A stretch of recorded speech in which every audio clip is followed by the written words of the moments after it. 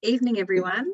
Thank you for joining us tonight for this Evolve seminar. Suzi and I are hoping to talk you through our experiences of trying to reduce low-value care in paediatrics, and we'll share our journeys and discoveries as we've tried to reduce a couple of low-value care practices.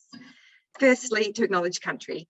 We extend our respect to all Aboriginal, Torres Strait Islander and Māori people, including those present today, and value the importance of their ongoing connection to land, sea, sky and community. We pay our deepest respect to elders past, present and emerging, and together we restate our shared commitment to advancing Aboriginal, Torres Strait Islander and Māori health and education as core business of the college.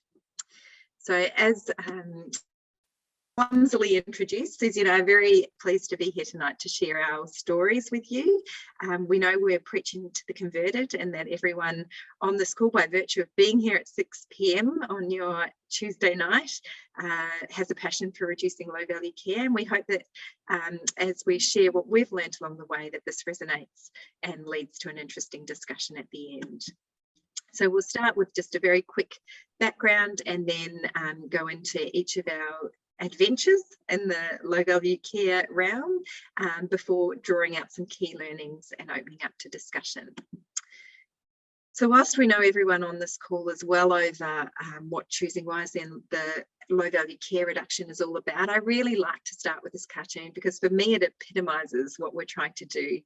So the diagnosis is obvious, and yet the doctor's still ordering a bunch of just to rule it out or play it safe tests. So how do we get people to stop ordering these just to play it safe tests? And we know that in real life, it's not that straightforward. So the evidence is changing all the time, and what was best practice 10 years ago later gets discovered to be no longer best practice. So how do we ensure that our practice remains up to date with the emerging evidence? So as old practices become new evidence emerges that they're no longer the right thing to do, how do we de-implement those in our practice? And likewise, as new practices emerge that do have evidence, how do we get those embedded into practice? And equally importantly, how do we stop ourselves being excited by new emerging technologies that are shiny but don't yet have the proven efficacy behind them to embed into practice? And we fall into all of these traps all of the time. We asked at our institution, which is the Royal Children's Hospital in Melbourne, a large paediatric teaching hospital, whether doctors in the emergency department and the short stay unit were seeing low value care or unnecessary care. And of course, they all reported they were. 88% were seeing unnecessary pathology. And I think if we consider the area they're working, that's not surprising. You take some blood tests, you may as well order 1 or 2 more extra. It's no extra hassle to the patient, and you're there anyway, let's tick a few more boxes. But 1 in 4 were seeing unnecessary surgeries and procedures, and that's in children. So to me, that was quite a surprising finding. And when asked how often, you can see in blue there, that's the proportion that was seeing low value care more than weekly, with 15% seeing low value care practices performed every day. When asked about the drivers, I think the first one resonates with every clinician. None of us want to miss a diagnosis. Also, parent expectations, particularly when they're sent in from a general practitioner who said that perhaps a chest X-ray will be necessary. We all know that it takes more time and effort to explain why a test is not needed than just to go ahead and order the test. And we're all working in very busy clinical environments. And then the fear of being sued. That is a real risk, but I would say it's not a 32% risk, and that's a disproportionate fear to what our actual risk of being sued was. There was a landmark case in 2010 that some people might have heard of and was written up in the Journal of Law of Medicine in 2017, where the court ruled on the side of the physician and said that there is no way that you can rule out every single diagnosis for every single symptom, and to do so would place such an overwhelming burden on our hospital resources.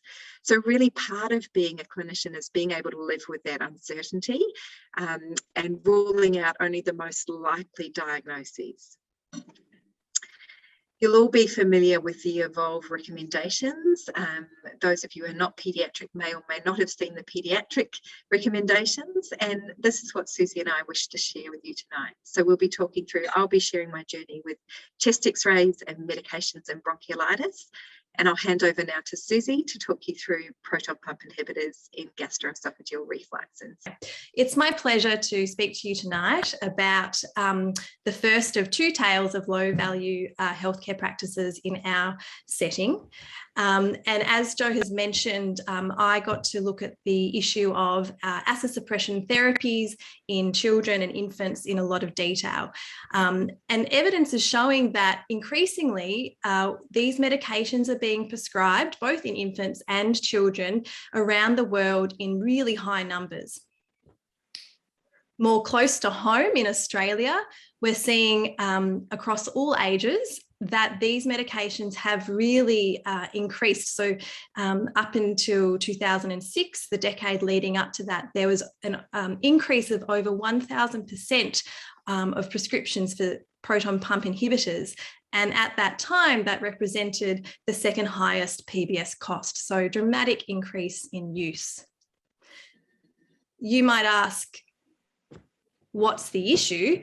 Well, they're commonly prescribed in infants who present with unsettled behaviour, so infants presenting with colic, difficulty settling, and parents are, given these medications often by well-meaning clinicians who are trying to help. But the evidence very strongly supports that there's not any benefit in prescribing these medications to these infants.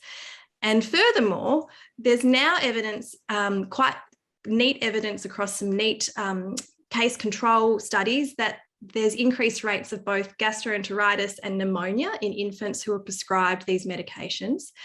And some cohort studies that have shown that fractures increased in children in their early years when they were prescribed these medications as infants, and that's a dose-dependent risk.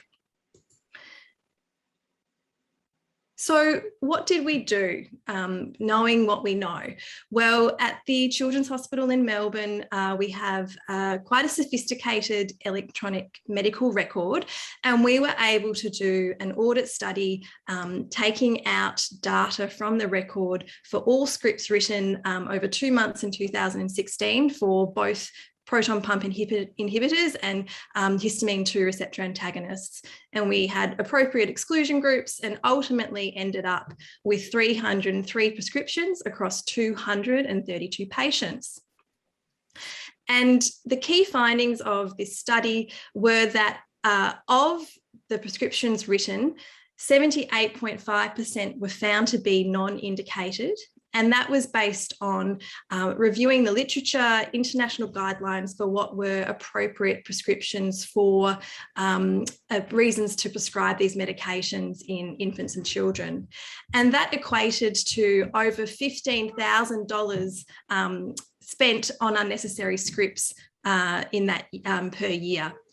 Then we looked at doing a bivariate analysis at various factors that could cause, that was associated with non-indicated prescribing. And we found that being a consultant prescriber, particularly in the outpatient setting, was a risk factor for more non-indicated prescribing. We found that inpatients were at greater risk of having non-indicated prescribing. And also that the group of children that had gastrostomy, feeding tubes to help with nutrition were at high risk of, or highest risk of non-indicated prescribing. It's worth noting that in this study, we found that the infant group was not at high risk, did not have high rates of non-indicated prescribing, which was really excellent to see, given that we're working in a tertiary paediatric hospital. So that was not something that was borne out in that setting. So here's a summary table of the results of the study that show what I've already presented, but an additional factor, which was that the prescribing of possible steroids based on different diagnoses that we found for each child in the EMR was also associated with higher rates of non-indicated prescribing of these medications in inpatient and outpatient settings. To put this in the broader research context, we see similar rates of unnecessary prescribing in adults as well for these medications. And one study is quoted even up to 90% of the time. In a nice summary article written by Harriet Hiscock and colleagues, we have found that looking at variation in paediatric clinical practice, disease severity has been found to increase variation in practice, and this correlated with our findings that inpatient status had a greater risk of non-indicated prescribing, and they're a group of patients that are more at risk of over-management, if you will, and that also amongst junior doctors there's less variation in care, and that they're probably more likely to be reading and following clinical practice guidelines compared to their sort of senior colleagues who may be more likely to fall back on their own clinical experience, including anecdote. So what happened next? This particular area of concern was picked up by the Choosing Wisely committee at the Children's Hospital, and we talked about various avenues that we could pursue to spread this information more widely and build allies. We spoke to the inpatient pharmacy unit who shared our concerns and also brought some other concerns to our attention regarding the prescribing of these medications in various groups. We also gathered some more data and looked at associated factors in more detail. We spoke to various specialist teams who had a sort of a vested interest in this area, and we reviewed and revised practice guidelines as well as some smart sets that sat within our own EMR. What I'm going to talk to in more detail tonight, though, is the work we did speaking to specialist teams, including the clinical pharmacology team, the gastro team, and also those teams that had very high rates of AST use in our hospital. So beginning with the group I pulled out in that original data, children with gastrostomy feeding tubes and the use of AST. So I did a deeper dive into the literature for this particular topic, and I found that there was no evidence to support direct causation between having a gastrostomy feeding tube and increased rates of GORD, reflux disease. And in fact, the rate was quite similar prior to and post having the PEG inserted. And in fact, those children who require further management of their reflux following the insertion of the tube actually had abnormal pH monitoring tests prior. And that in general, the vomiting tends to improve after inserting the tube. I'm pulling up this table of indicators which was developed for the original research study and looked at indicators both in the under 1 and over 1 year old age in order to show that there are many identified indicators for prescribing that might occur in a group of children that, if you can imagine a group of children that would need a gastrostomy. So often children that either have reflux esophagitis, or maybe they have failure to thrive and they need nutritional support or trouble swallowing. Or maybe they have chronic vomiting with respiratory complications. But you'll notice that having a PEG or a gastrostomy tube in and of itself is not an indicator, which is a really important distinction. In addition, I looked at secondary risk factors that put you at risk of needing AST for GORD, and having an underlying neurological abnormality was one of them. So with this information, we decided to approach the specialist medical sort of team within our own hospital that has an interest in complex physical disability and really specialises in the care of those children. And they were the team that had the second highest prescribing rate of AST in the hospital. And we went into their data and we pulled out particularly the data for gastrostomies. And we found that at the time, you know, from going live to the time that we did our data search, that over 60% of the patients that team was seeing who had a gastrostomy tube were also started on one of these medications. And so we presented the literature, we presented their own department's data, and we opened it up for discussion. And it was really interesting to hear from them and get their perspectives. And basically, the feeling was that their patient cohort regardless, there's a real spectrum of kind of severity, but that in general, their patient cohort had other risk factors that made them likely to actually have reflux disease beyond just having the gastrostomy tube. But furthermore, that they had a really difficult time assessing these children because they were often non-verbal, and that on balance, the risk of not prescribing in that patient group outweighed the benefits of avoiding the potential complications of these medications. I do think, though, on reflection, that it was still a useful experience because we sort of planted the seed of thinking more about these medications and just being a bit more mindful of when you're prescribing them and considering, ongoing use of them and perhaps weaning when appropriate. But the take-home message was, our patients are different. So moving on to the other group I want to bring to you tonight, those are children that are on steroids and whether or not this has any relationship to reflux disease. And this is a really controversial area, but looking at the evidence, and this includes a really large meta-analysis with over 150 RCTs, there's actually no consistent evidence to support direct causality between being on steroids and developing gastro complications or reflux disease. And in particular, there's a real lack of paediatric data in this space. And so that's really also particularly true in outpatient settings when there are, no additional other complicating factors. Internationally, there are high rates of prophylactic use of these medications alongside steroids. And this is a really common practice. And there's this nice sort of study looking at different specialty views where they have demonstrated that of the specialists they interviewed, gastroenterologists were the least likely to think that steroids were ulcerogenic and therefore the least likely to co-administer them alongside AST.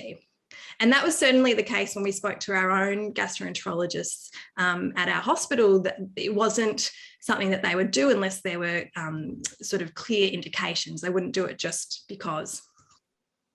So we then again took another deep dive into our own hospital's data, and we looked at the rates of co-prescribing by specialty department.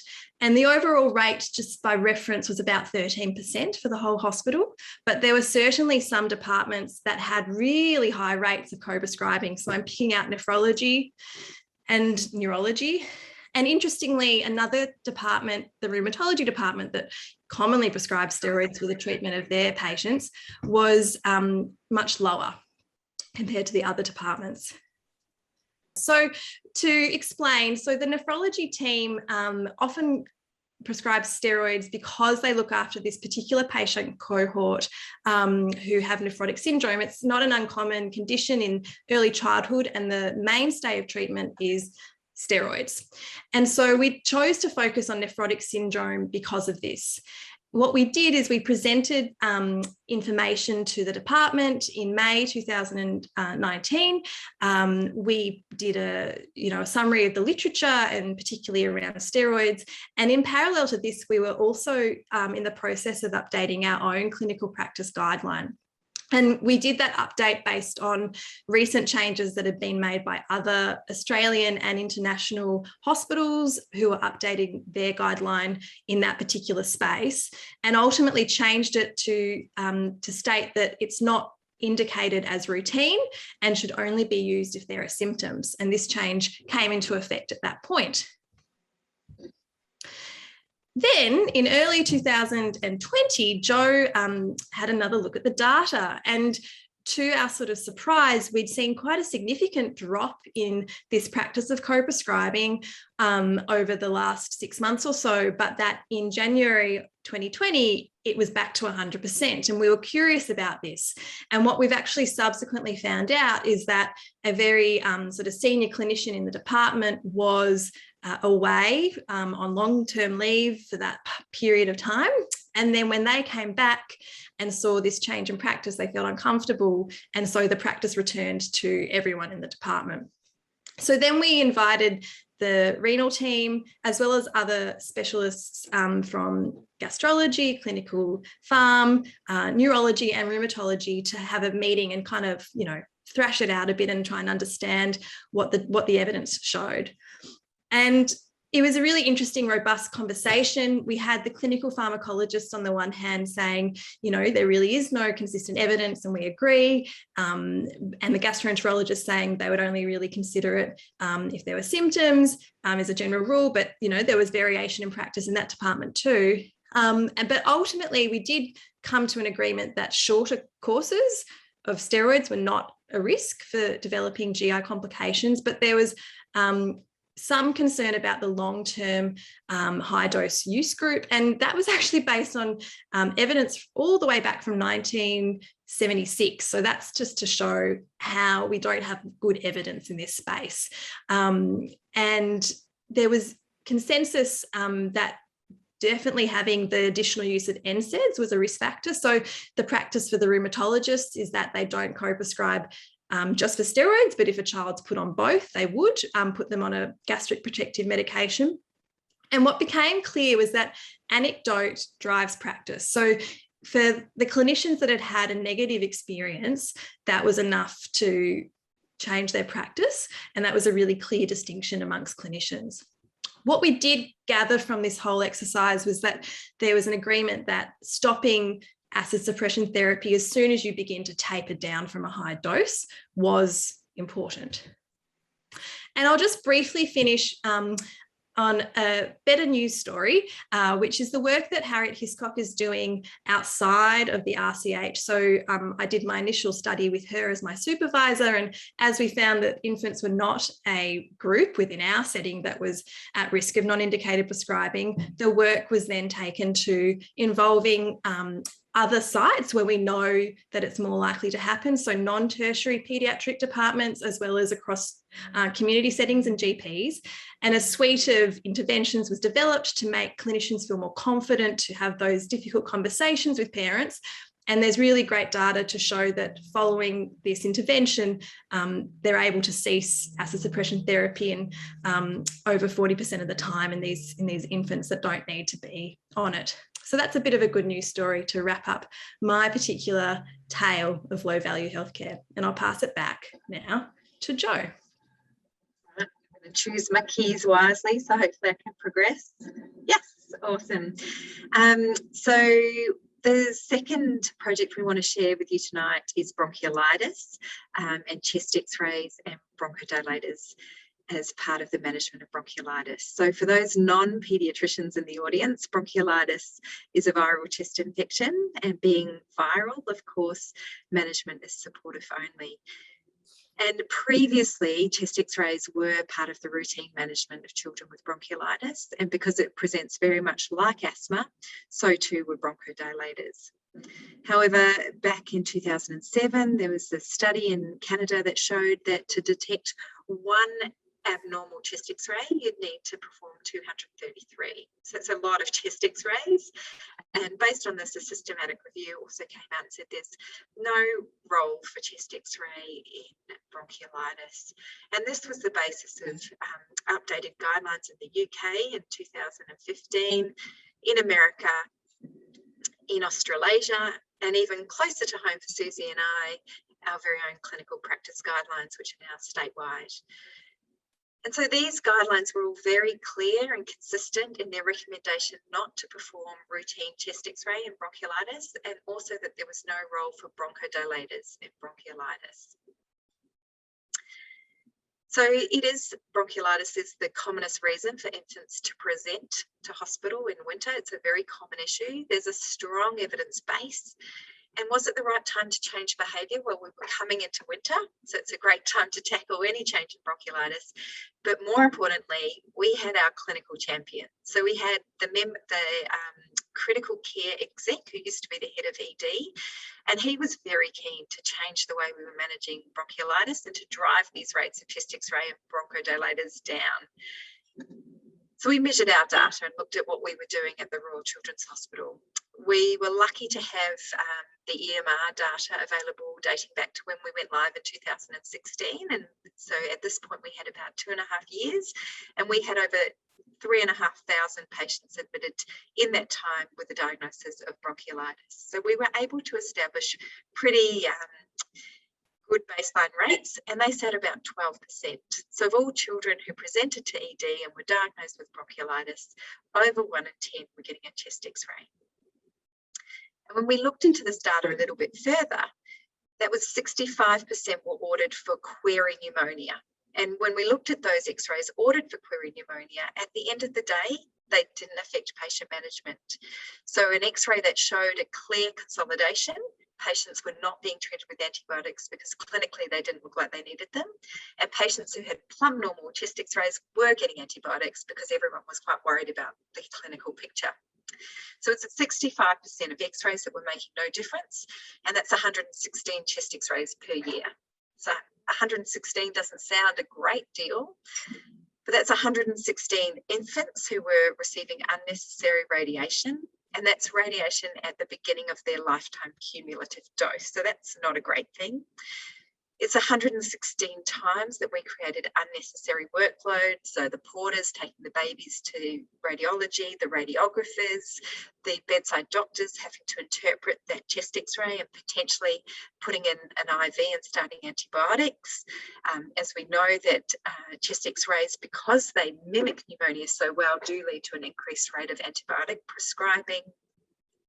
It's 116 times more chest X-rays that our radiologists have had to report, can't speak, and unnecessary antibiotic prescribing. So we know, and the earlier study back in 2007 showed that antibiotic prescribing increased 5 times. Our data showed it increased antibiotic prescribing 10 times for something that's a viral chest infection. So not only is that bad for antibiotic stewardship, but there's unnecessary side effects, and anyone who's had a sick infant knows that you don't want to be trying to give unnecessary antibiotics to a grumpy infant as well. And although cost is never the driving factor for any of our low-value care reduction efforts, it is unnecessary expenditure, and it's money that we could use more wisely elsewhere.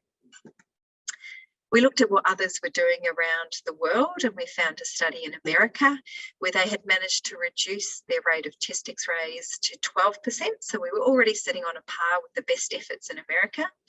But we also found this UK paper that showed after an intense effort, they managed to reduce their rates down to 4%. And this allowed us to select a target rate. So we knew international best practice was 4%, we were sitting at 12%, and we just decided we would aim halfway in between to something that we felt was achievable, 8%.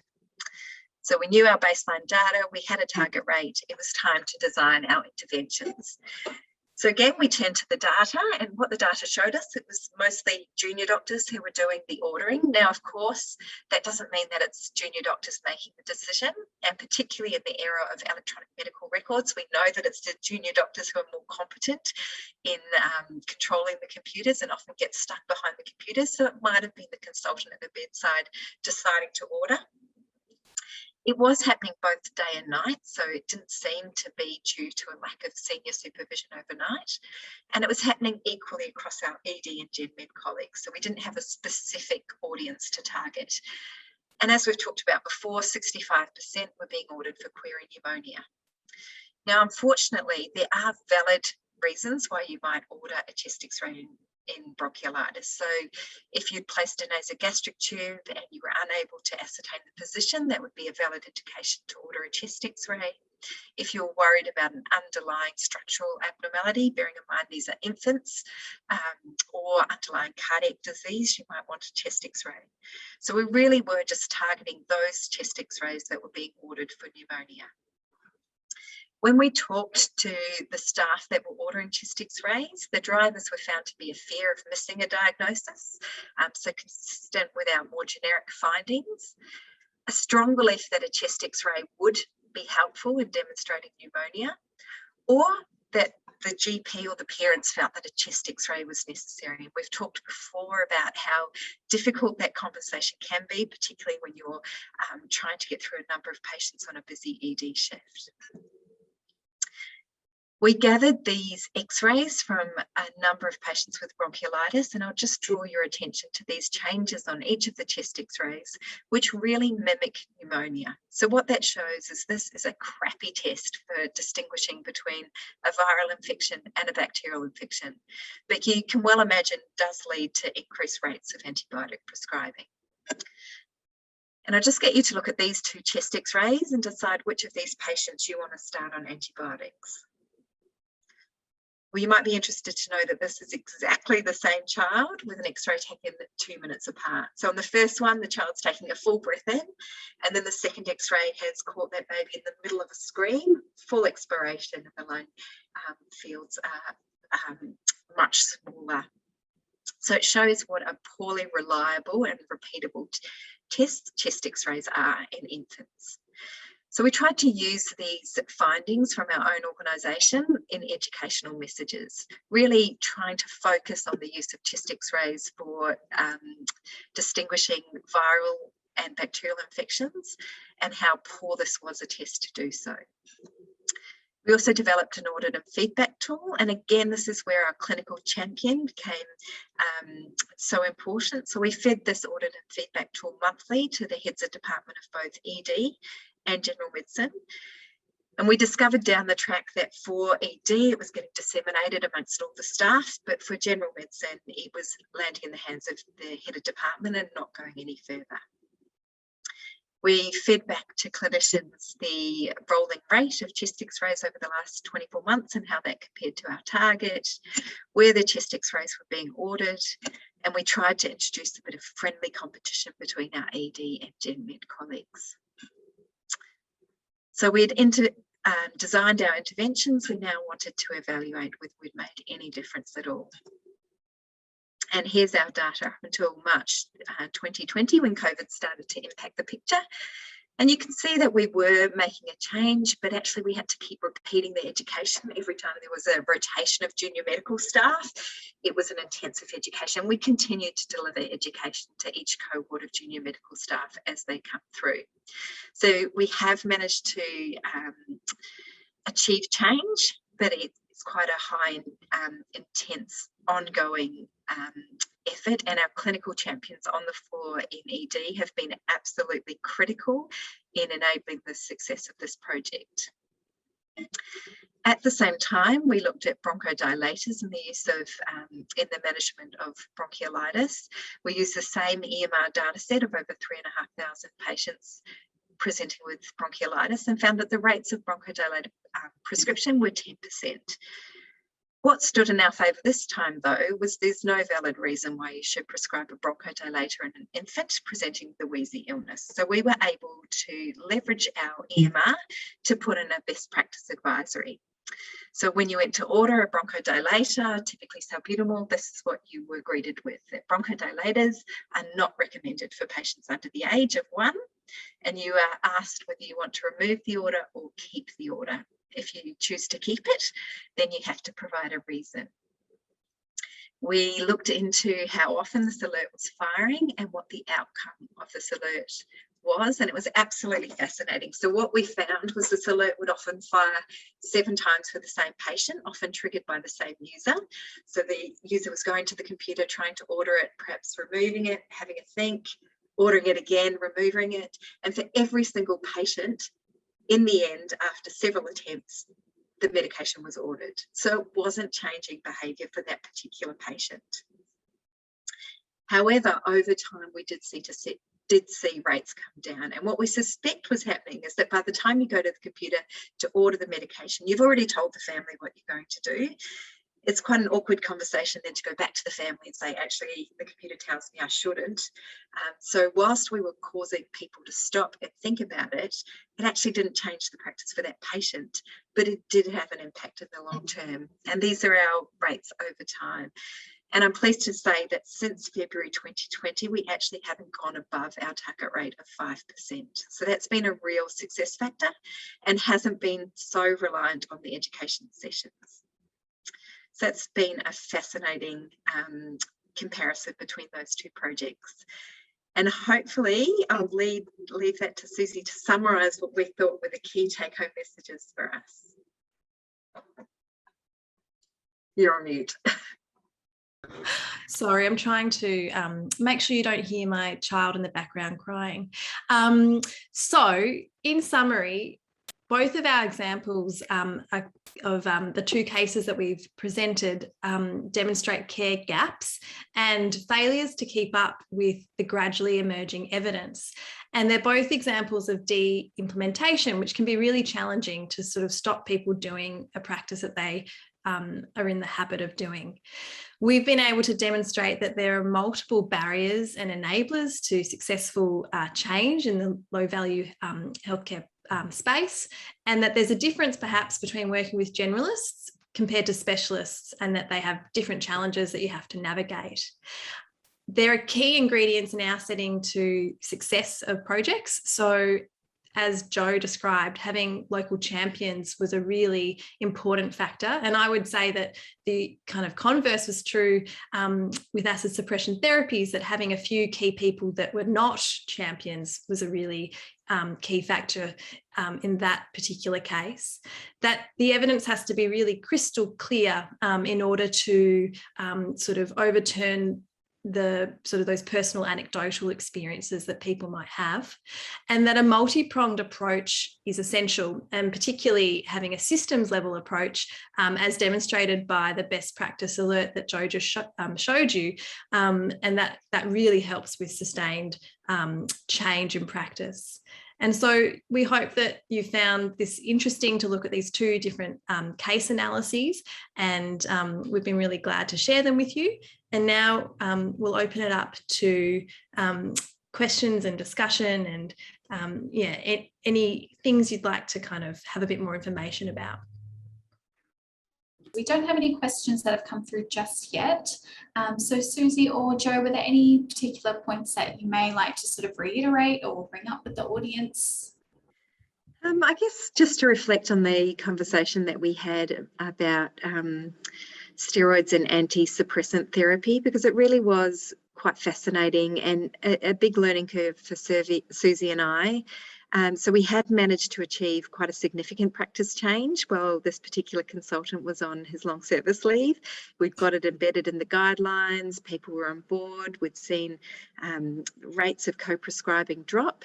And then just as we, continued to keep an eye and saw this creeping up, we pulled together quite a large group of key stakeholders, and having different perspectives in the room, with a group who were very clear in saying there's no evidence, we shouldn't be doing this, and then this one member of the group saying, I've seen a bad outcome and it's not worth the risk. And just it really highlighted to us that you need the evidence to de-implement, really, to be stronger than if that practice was never in place in the first place. So we'd started this on very weak evidence, and now trying to stop people doing it, it was really, really tricky. And in the end, the best we could come away with was, well, please stop using it when you stop your steroids. And we really couldn't shift either that individual practitioner and as a result of that, the entire room,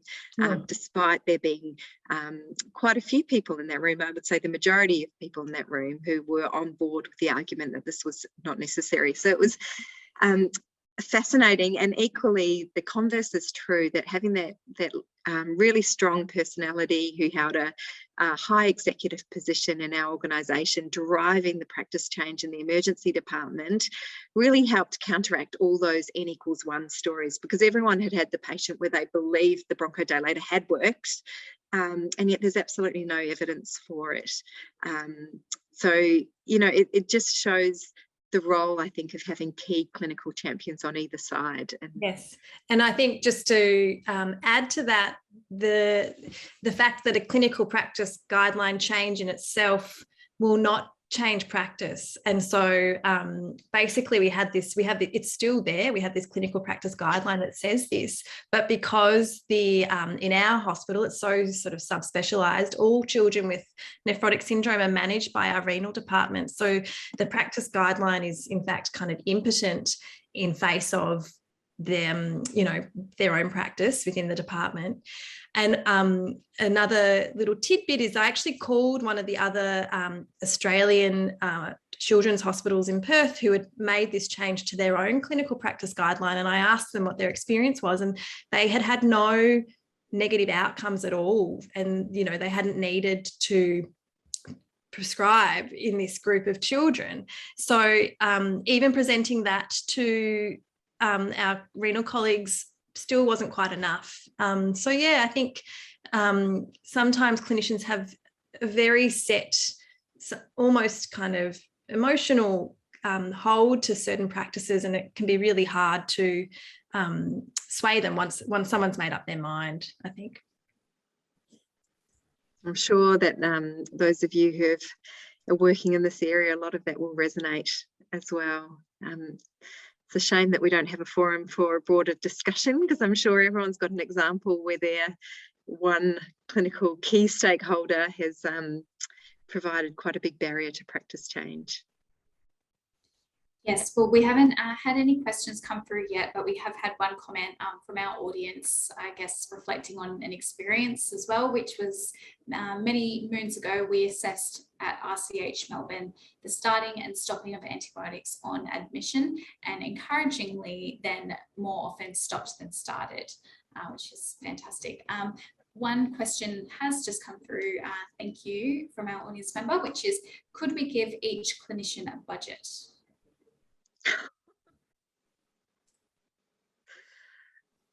Wow. Controversial. That's interesting. It makes me think of a conversation I've been having with our pharmacists. I work in hospital in the home, and I hope there's no orthopaedic surgeons on this call, and I suspect there aren't. Apologies to my surgical colleagues, but we use Baxter's in the home environment because it has to go over 24 hours, and often they make the decision whether or not to stop or continue late on a Friday, and they don't communicate that to anyone. And then so Baxter's are made for the whole weekend, and the decision's made to stop. And at the moment, the pharmacy wears that cost. And my solution to that had been charge the orthopaedic department and let's see. So I think it is, sometimes money does talk. You'd probably cherry pick your patients though if you had a budget, I imagine. And I think as well, some things don't cost very much money. So actually acid suppression therapies, because they're now mostly off their original sort of license, they're all actually really cheap. So even though I don't know if a cost incentive would make a huge difference in that space, because they're not that expensive. Their only exception would be some specialised one that children have to get. In infants, actually, they're more expensive for various reasons. Another deterrent, not that there needs to be any more beyond they're not indicated. It's interesting. There's been quite a bit of work, and I'm sure people listening are well over this, in terms of what doctors or physicians see as incentive to reduce low value care, and financial really doesn't appear to be a big factor. It's more about the quality of care or the harms to the patient that seems to be the motivating force, which is very different to giving every doctor a budget. But yeah. Thank you both. Well, we haven't had any other questions come through, so we may wrap up tonight's session there. So thank you again so much to Jo and Suzi both for your wonderful presentation this evening. Thank you to our audience also for joining us tonight. We hope to see you on Tuesday, the 21st of September for the next Evolve webinar, which will be on the prescribing cascade, improving the trickle down.